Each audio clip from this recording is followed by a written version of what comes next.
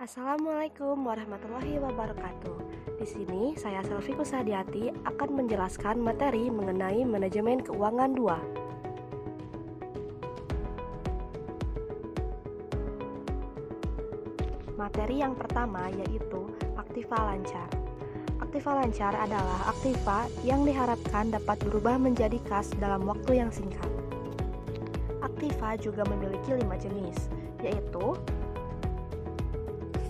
kas merupakan aktiva paling cair yang dapat langsung digunakan untuk transaksi. Lalu yang kedua, surat berharga, bertujuan untuk memutarkan kelebihan uang.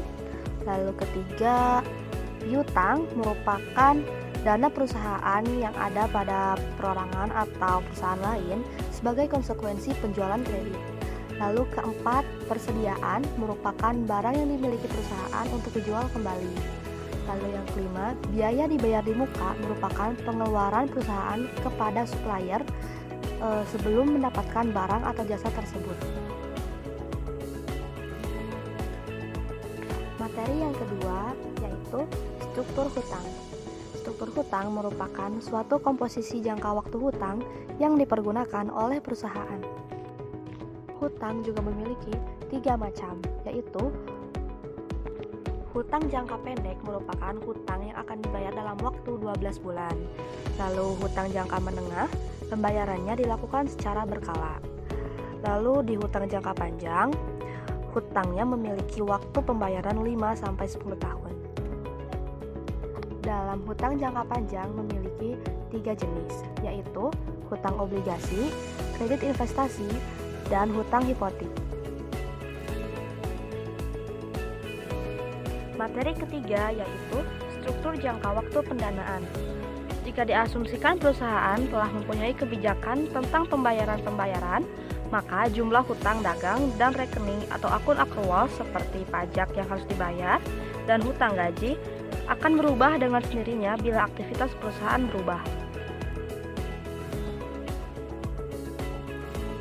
Pendanaan juga memiliki 3 jenis. Yang pertama, pendanaan hedging aktiva lancar. Strategi pendanaan hedging adalah membiayai setiap aktiva dengan dana jangka waktunya kurang lebih sama dengan jangka waktu perputaran aktiva tersebut menjadi kas. Kedua, pendanaan konservatif aktiva lancar. Pendanaan di mana sebagian aktiva lancar bukan permanen, tetapi didanai dengan pendanaan jangka panjang atau hutang jangka panjang, lalu modal sendiri, dan pendanaan spontan. Yang ketiga, pendanaan agresif aktiva lancar. Strategi pendanaan ini dengan mendanai sebagian kebutuhan jangka panjang dengan pendanaan jangka pendek.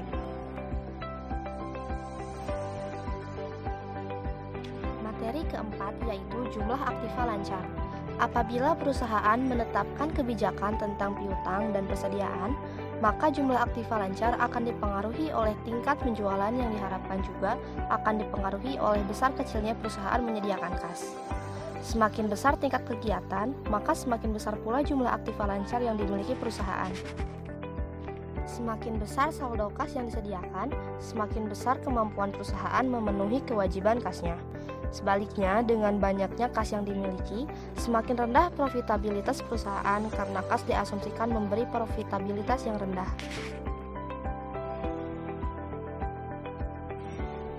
Materi kelima yaitu kombinasi keputusan struktur hutang dan aktiva lancar. Apabila dua keputusan tersebut dikombinasikan, maka kita akan menjumpai berbagai situasi. Misalnya, perusahaan mungkin memilih pendanaan agresif, berarti sebagian kebutuhan dana jangka panjang dibiayai dengan dana jangka pendek. Lalu, perusahaan juga memilih untuk menyediakan jumlah kas yang sedikit. Dengan demikian, risiko menghadapi technical insolvency meningkat meskipun diharapkan akan memperoleh profitabilitas yang tinggi. Sebaliknya, perusahaan bisa memilih pendanaannya agresif, tetapi dibarengi dengan penyediaan aktiva liquid yang relatif besar. Dengan demikian, risiko technical insolvency bisa dikurangi dengan adanya aktiva liquid yang cukup besar. Oh iya, technical insolvency yaitu kejadian bila perusahaan tidak mampu membayar kewajiban tunainya. Jika perusahaan sering tidak mampu memenuhi kewajiban finansial, maka mungkin saja para supplier, bank, dan pihak-pihak lain berkurang kepercayaan mereka terhadap perusahaan tersebut.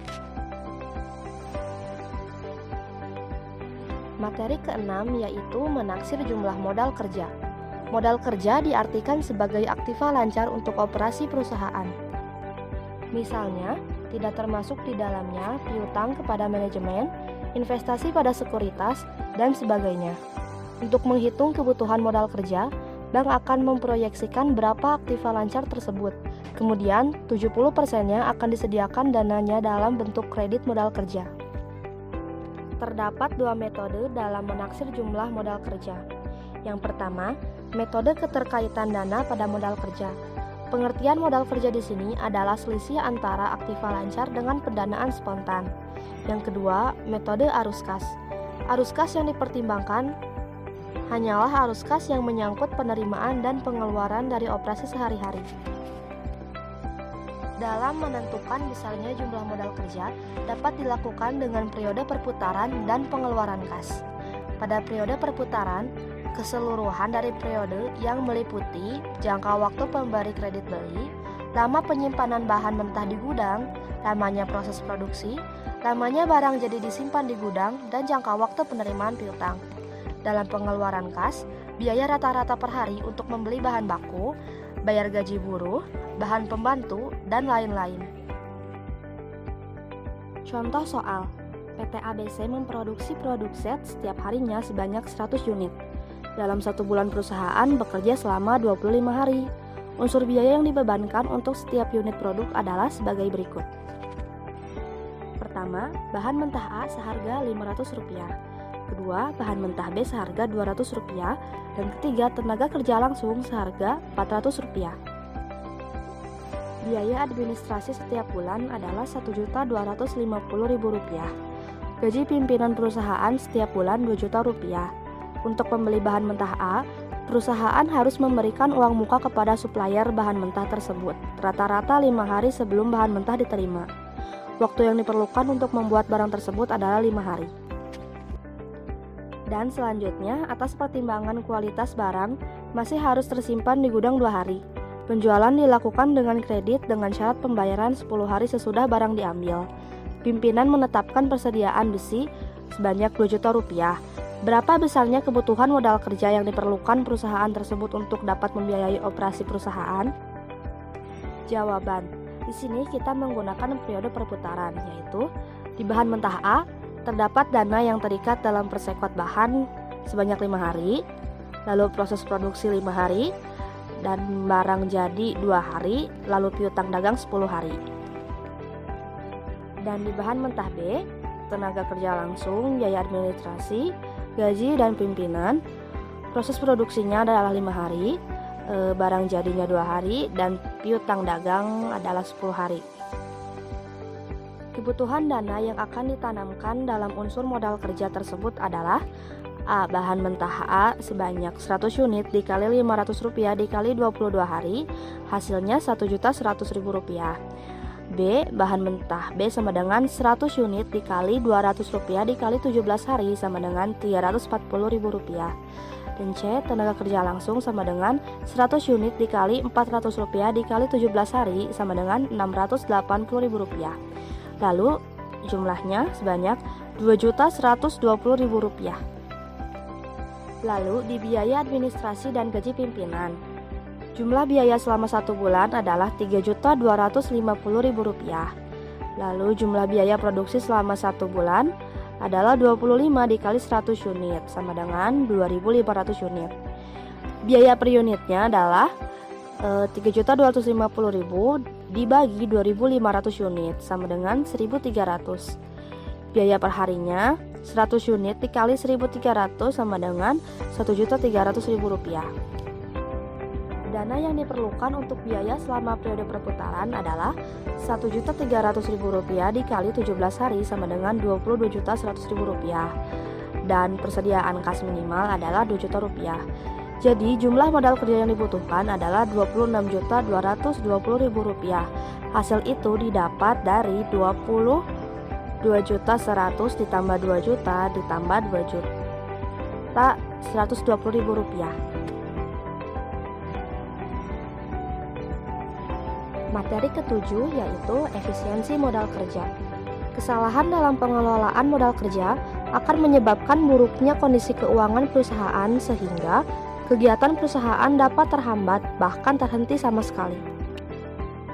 Adanya kelebihan modal kerja dalam sebuah perusahaan dapat disebabkan oleh yang pertama, pengeluaran obligasi dalam jumlah yang lebih dari yang diperlukan. Yang kedua, penjualan aktiva tak lancar yang tak diganti. Yang ketiga, laba operasi yang tidak digunakan untuk pembayaran dividen. Dan keempat, perubahan aktiva tetap ke dalam modal kerja. Yang kelima, penimbunan sementara dari berbagai dana yang disediakan untuk investasi dan sebagainya. Sedangkan terjadinya kekurangan modal kerja dapat disebabkan oleh yang pertama, adanya kerugian luar biasa, kedua, kebijakan dividen yang kurang baik, yang ketiga, penggunaan modal kerja untuk memperoleh aktiva tak lancar, dan keempat, kenaikan tingkat harga umum. Indikasi pengelolaan modal kerja yang baik adalah adanya efisiensi modal kerja yang dilihat dari perputaran modal kerja yang dimulai dari aset kas diinvestasikan dalam komponen modal kerja sampai saat kembali menjadi kas. Makin pendek periode perputarannya, makin cepat perputarannya sehingga perputaran modal kerja makin tinggi dan perusahaan makin efisien yang pada akhirnya rentabilitas makin tinggi.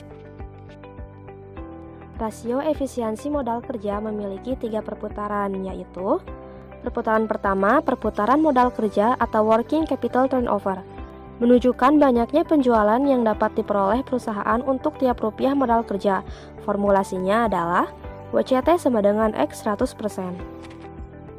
Yang kedua yaitu perputaran persediaan atau inventory turnover. Rasio ini mengukur efisiensi persediaan barang dagang. Formulasinya adalah harga pokok penjualan inventory turnover sama dengan X 100%. Yang ketiga adalah perputaran piutang atau receivable turnover, menunjukkan efisiensi pengelolaan piutang. Semakin tinggi rasio, menunjukkan modal kerja yang ditanamkan dalam piutang adalah rendah. Formulasinya adalah RT sama dengan X 100%.